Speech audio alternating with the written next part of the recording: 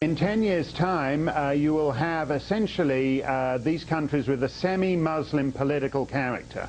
If you'd said on September the 10th, 2001, if you'd said to most journalists that the relationship between the state and its Muslim community would be the principal domestic political dynamic in Britain and France and Scandinavia and the Netherlands and Germany, people would have thought you were nuts. But in 5 years, we've grown to accept that. Pitch it down the road.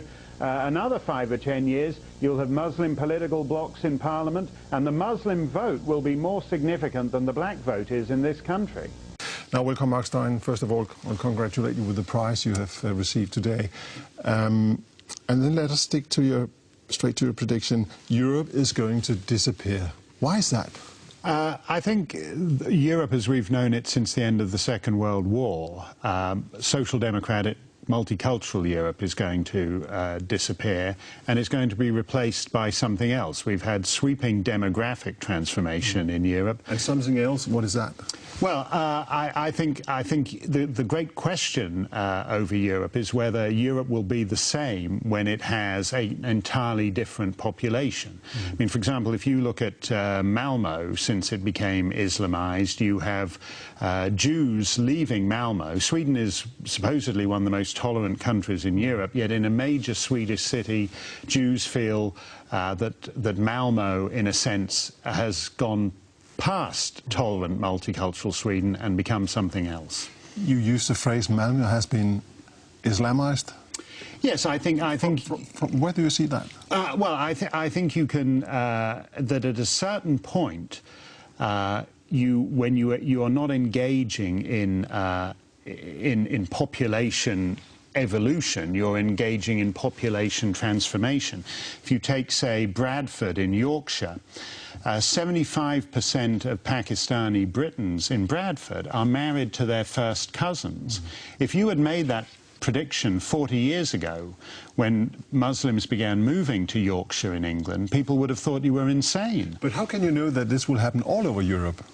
Well, I don't think you can. All I'm saying is I think there's a question mark over what Europe will be. Now, there's places in Europe that have very little Muslim immigration, so Islam isn't part of the equation. Greece, for example, doesn't really have a significant Muslim population, but it's just insolvent because the social democratic model on which most European states are developed since the war is unsustainable. So Greece is going broke, but in countries like Germany or France, you see that a successor population, which is these young Muslims, is already in place. But in some countries, in Denmark, for example, and other countries, you recently have seen that Muslims are having fewer and fewer babies. And with these statistics in mind, what does that do to your conclusions? Well, I don't think it does. I don't think it does anything, because I think the demographic energy only has to exist for a couple of generations. I mean, for example, if you have 90% of the population who have 1.3 or 1.4 children, which is the European average, and you have 10% who have 3.5, which is supposedly the European Muslim average, you only need 2 generations to catch up. In other words, the 90% and the 10% will have pretty much the same number of grandchildren. But beyond that... But if it goes down, actually, then what will happen then? Well, I think at that point you will be seeing, which we're already seeing in Brussels, already seeing in Rotterdam, already seeing in many cities, you will be seeing them take on a semi-Muslim political character. So you don't, just to understand you don't see, you don't think that the lower birth rates will change your predictions?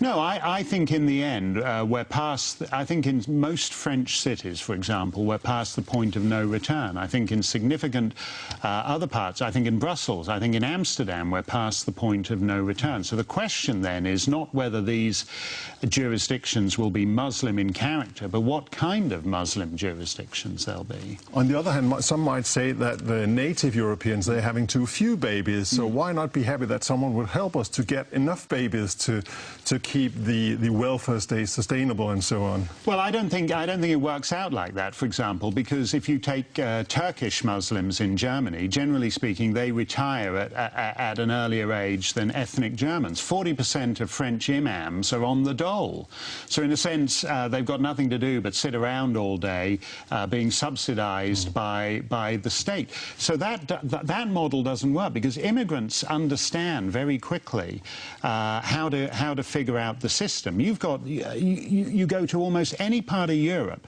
and the idea that importing large numbers of immigrants will save you from your own demographic decline won't do it. But what you're saying here, that shows that there is a potential for changing these things. I mean, there is a potential maybe for doing the integration better all over Europe. What would that change?